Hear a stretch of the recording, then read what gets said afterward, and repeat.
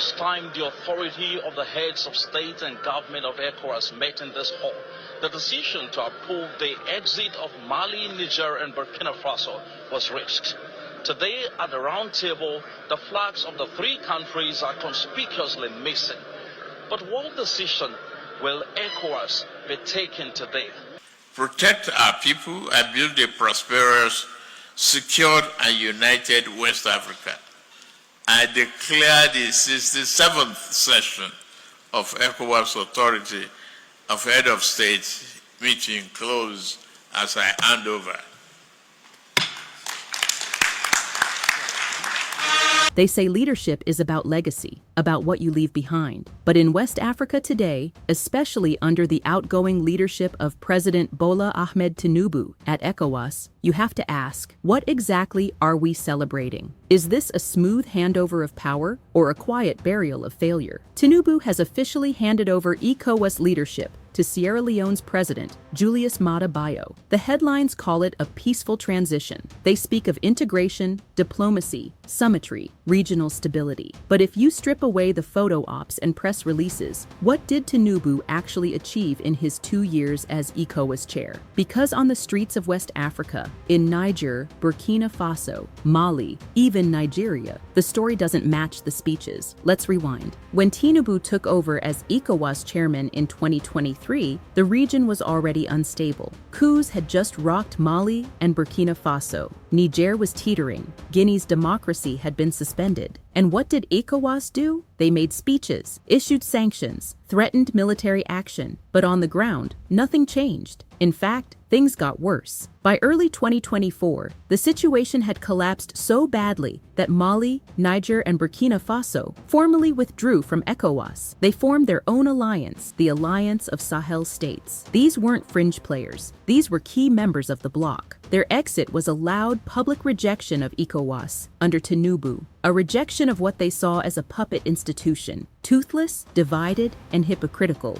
ECOWAS under Tinubu didn't just fail to prevent military coups, it failed to understand why they were happening in the first place. Young people across these nations were fed up. They saw corruption, failed elections, elite capture of state resources. They saw no real democracy. So when the military stepped in and said, "Enough is enough," ECOWAS condemned them. But the people clapped. Because even if they didn't love military rule, they were sick of the lies and theft under so-called democratic governments. And Nigeria, the so-called giant of Africa, was in no moral position to lead. Let's talk facts. Tinubu himself came to power through one of the most controversial elections in Nigeria's history. The 2023 polls were riddled with irregularities. The BVAS system failed. INEC lost public trust. Results were uploaded late. Some changed on the fly. The whole process was stained by chaos, manipulation, and elite backdoor politics. Yet, this same Tinubu stood before the region preaching democracy, threatening other countries over unconstitutional power grabs. It was a joke, and everyone saw through it. Even Tinubu's threat to invade Niger after the coup, there was a loud disaster. ECOWAS gave the junta a 7-day ultimatum.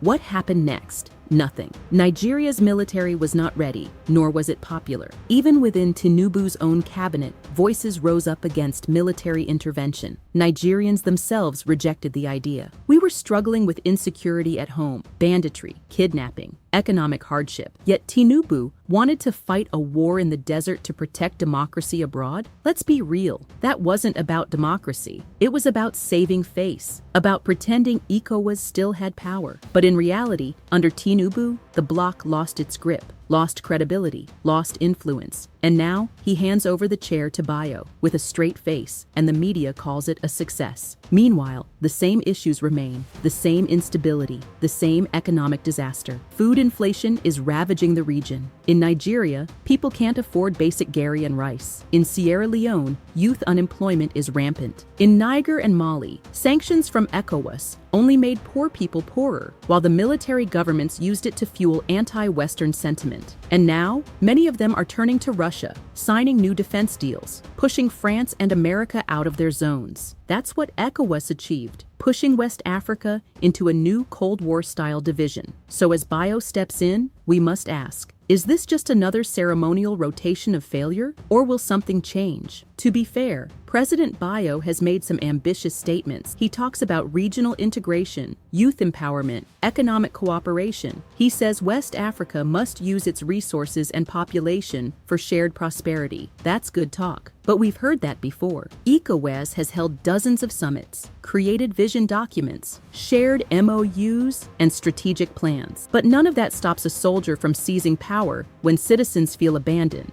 None of that feeds the average family in Borno, Freetown, or Ouagadougou. What Ecowas needs now is not just another chairperson. It needs to rebuild legitimacy from the ground up. And let's be blunt, that means addressing the failures of Tinubu's tenure, not hiding them under new leadership, not sweeping the mess under the rug with nice words and photo shoots. Let's talk about the Bola Ahmed Tinubu International Conference Center, where they hosted the West Africa Economic Summit, a newly renovated center named after a sitting president in the middle of economic collapse. That alone shows you the level of misplaced priorities. Symbolism over substance, image over impact. Because what did the summit achieve? They talked about trade, integration, investment. Yet the people outside the walls of that conference center, in the markets, on the streets, in the villages, they saw none of it. The only integration they felt was the shared pain of inflation, insecurity, and hopeless leadership. Let's break down the deeper issue here, the truth no one wants to say out loud. Ecowas, under Tinubu, became a platform for elite posturing. It was no longer about the people.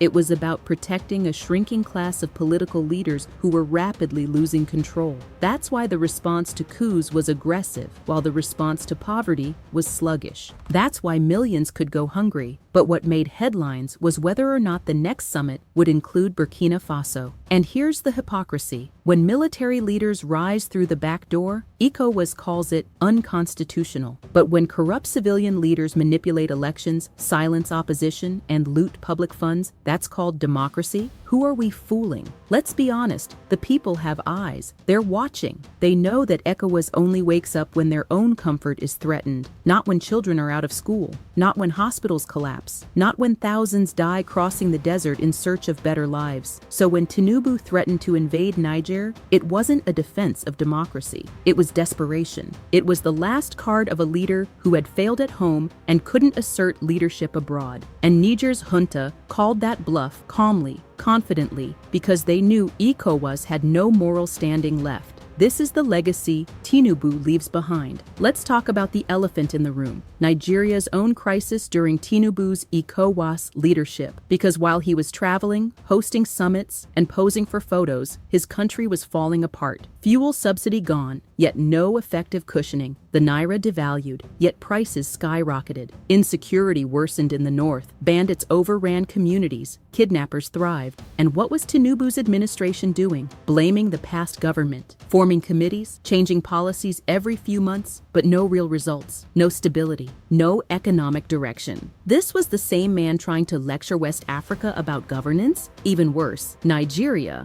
once seen as the big brother of the region, began to lose respect. Countries that once looked to Abuja for leadership now looked elsewhere. Mali turned to Russia. Niger kicked out French troops and welcomed Wagner operatives. Burkina Faso began restructuring its security systems outside Ecowas frameworks. And in each case, Ecowas under Tinubu looked confused, reactive instead of proactive. And now, here comes the carefully staged handover to Bio. Let's not forget, Julius Maada Bio is no saint either. His own government in Sierra Leone has faced accusations of suppressing opposition, tampering with elections, and using excessive force against protesters. Just last year, his re-election sparked outrage and protests over alleged irregularities. So is this really a new dawn for Ecowas, or just a recycled script with new characters? Because the danger now is not just bad leadership, it's the normalization of failure. The idea that as long as you hand over power in a suit and tie, your tenure is deemed successful, even if everything collapsed underneath. Think of how low the bar has been set. Tinubu presided over a mass regional breakup, attempted and failed at regional war threats, and watched inflation and migration rise, yet he's being clapped for completing his tenure. This is the level of mediocrity that Ecowas has become known for. But West Africa can't afford this anymore. The stakes are too high.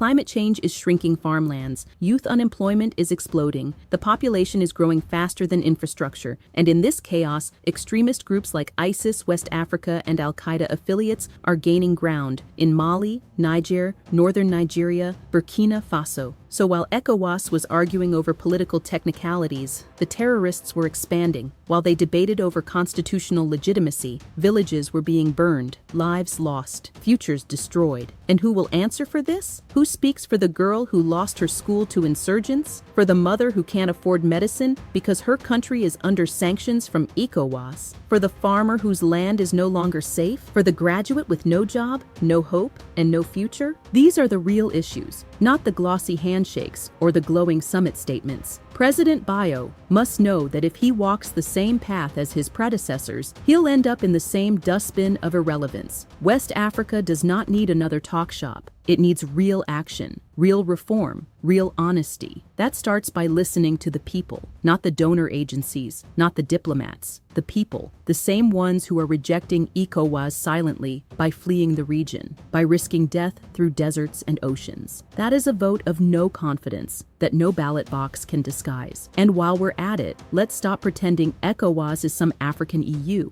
It's not. It has no enforcement power. Its rules are routinely ignored. Its institutions are weak. Its leadership is political, not technocratic. If we don't reform this bloc now, it will fade into irrelevance, just like the OAU before it. That reform must start with accountability. Let there be a report on Tinubu's tenure, not a ceremony. Let there be an audit of what Ecowas did under his chairmanship, not a cocktail party. Let there be a truth-telling session about the failures, the missed warnings, the missteps. If Ecowas is serious about change, it must embrace self-criticism, not PR, not slogans, not empty communiques. Because as things stand today, the people of West Africa are on their own. Governments have failed them. Ecowas has failed them. Even civil society is struggling. And in that vacuum, all it takes is a desperate man with a uniform and a gun to rise, and the people will welcome him. Not because they love dictatorship, but because they've been failed by democracy's actors. This is the reality. And if Julius Maada Bio doesn't change course, if he follows the Tinubu template, then Ecowas will continue to collapse from within. We need to be brutally honest now. West Africa is not suffering from a lack of conferences. It is suffering from a lack of courage. Courage to tell the truth, courage to face the failures, courage to break from the cycle of elite comfort and public misery. Tinubu's Ecowas legacy is not one of leadership, it's one of loud silence. Loud in speeches, silent in results, a tenure defined more by optics than outcomes. He inherited a weak bloc and left it even weaker. And yet, the system clapped him out with suits and smiles. That alone shows you how far we've fallen. In a serious system, Tinubu's chairmanship would be evaluated with data, with feedback from civil society, with measurable targets, not just a press release saying he did his best. Let's ask real questions. Did regional trade increase under his leadership? No. Did ECOWAS gain respect among its member states? No. Did security improve? No. Did democracy deepen? No. Did the bloc resolve any major conflict? No. So what exactly did we clap for? This is the dangerous normal we must confront. A culture where finishing your term is celebrated more than what you did with it, where survival in office is mistaken for success, where leadership is about position, not impact. But it doesn't have to be this way. ECOWAS can still matter. It can still be a real force for good, but only if it radically rethinks what it stands for. For starters, it must decentralize. The bloc cannot be led solely by heads of state anymore. These are the same people who manipulate elections, restrict freedoms, and silence opposition. If they are the ones setting the tone, what hope is there for the masses? Bring civil society into the fold. Bring youth representatives. Listen to traders, farmers, and students. Build new institutions that are insulated from political games. Create a regional election monitoring body that cannot be bullied by member states. Set up an independent peace and conflict panel with teeth, not just titles. And crucially, ECOWAS must find the spine to call out failed leadership, not just coups. Civilian tyranny is just as dangerous as military dictatorship. A rigged election is as damaging as a forceful takeover. In fact, many coups begin with stolen mandates. If Julius Maada Bio wants to succeed, he must show that he's not just rotating into office, he's rethinking the role. That means publishing a 100-day action plan. That means naming names where Ecowas failed. That means reviewing sanctions and making them smarter, not just punishing entire populations while leaders remain untouched. That also means humility. Because let's face it, Sierra Leone itself has internal wounds, post-Civil War trauma, political unrest, poverty. Bio must clean his own house while engaging the region. Leadership by example, not by lecture. As citizens, we too must demand more. We cannot just tune in every year to watch Ecowas photo ops and clap like spectators. This is our future on the line, our peace, our economies, our sons and daughters. We must pressure our governments to use Ecowas properly, to support reform, to hold failed leaders accountable. We must stop being passive in the face of diplomatic failure, and we must protect our memory. History is being rewritten every day to wash failure in the robes of ceremony, but we cannot forget that Ecowas lost 3 key members under Tinubu's watch, that coups spread like wildfire during his tenure, that inflation and instability became normal across the region, that the bloc's voice became noise. These facts must be preserved, not just for politics, but for posterity. Because if we forget, the next leader will repeat the same pattern, throw a big summit, pose for big photos, and deliver very little. It's time for West Africans to say, enough. Enough of the diplomatic gymnastics, enough of the empty statements, enough of the regional hypocrisy. We want a bloc that works, that responds, that listens, that evolves. That is the legacy we must now fight for. Because if we don't, Ecowas will die a slow, ceremonial death, clapping itself into irrelevance while the people it claims to represent sink deeper into despair. So today, as President Julius Maada Bio begins his chairmanship, we the people must watch. We must document. We must criticize where necessary. And we must not be afraid to say, this is not about you. This is about us. Because ultimately, leadership is not a title. It's a trust. And if Ecowas will survive this season, it must earn that trust again. The time for truth is now.